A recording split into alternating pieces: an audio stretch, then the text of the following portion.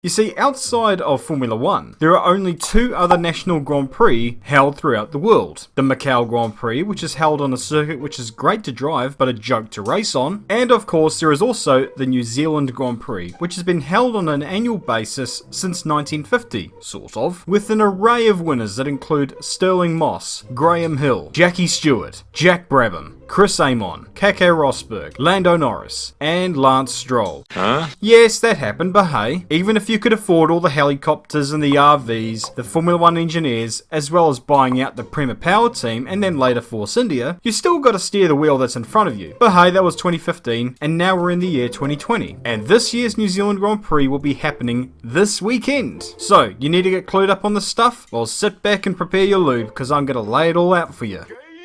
The New Zealand Grand Prix will serve as the final round of the 2020 Toyota Racing Series, which in and of itself has been a barnstormer of a championship so far, with Liam Lawson and Igor Fraga battling it out all season long for the title. Now, whilst Fraga's driving in the Gran Turismo scene was aggressive, to put it mildly, hence why I jokingly labelled the kid a professional punter, one thing is for sure, is that he has been rapid throughout this season, especially at Hampton Downs where he had everybody's number at the time. But after an incident with Thothi at Pukekohe, a track so outdated in design that it is yet to receive running water and electricity, Lawson had regained the points lead, albeit with a slim margin of 8 points heading into the last race weekend of the championship at Mansfield, and behind those two is Franco Colapinto and Yuki Tsunoda, with a total of 90 points to be won over the course of the weekend. All four of those drivers are in with a shot of taking the title. Although Saucy is mathematically in with a chance to win, realistically, he's shit out of luck. But whilst the battle for the TRS title rages on, there is still one thing up for grabs that everybody is in contention for, and that is the New Zealand Grand Prix. So the third race of the upcoming weekend for the Toyota Racing Series at Mansfield will also act as the New Zealand Grand Prix. 19 drivers will set out to write their names in the history books. So who are these rapscallions? Well, the entry list is as follows.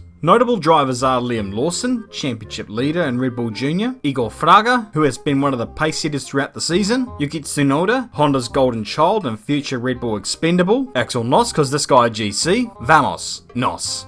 Vamos. Peter Petacek, who, for some reason, is actually sponsored by Rich Energy, and Kenny Smith, a legend of New Zealand motorsport and scheduled to partake in his 49th New Zealand Grand Prix. Of course, it's somewhat tricky picking a winner out of the bunch, but M2 Competition have been the informed team, as they have been for the past few seasons. So it's not crazy to think that one of those drivers is bound to take the honours. The track itself is 3 kilometres or 1.9 miles in length, 7 turns in total, with a few passing opportunities in between, although this track doesn't have much in the way of tarmac runoff, so going around the outside is going to require some stones. The track rewards smooth entries and exits, as well as maintaining good cornering speed and maximising terminal speeds down the straights. At least that's what Wikipedia said. The race will be 35 laps and should be completed in around about 40 minutes depending upon the safety cars, red flags and gypsy curses and such, and the grid will be determined by the Sunday morning qualifying session. Last year's Grand Prix was pretty interesting. It was a duke out between Liam Lawson and Marcus Armstrong, with the latter would have his win taken away from him when he received a penalty from the stewards after showing Lawson the lawn, or shall we call him Lawnson.